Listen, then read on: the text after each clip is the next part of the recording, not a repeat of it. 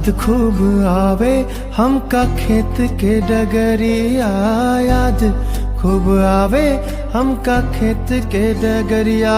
जहाँ बैठे चार यार घूमे दूसरे दुआर, घर आवत हैं। याद खूब आवे हमका चाय के दुकनिया, याद खूब आवे हमका चाय के दुकनिया।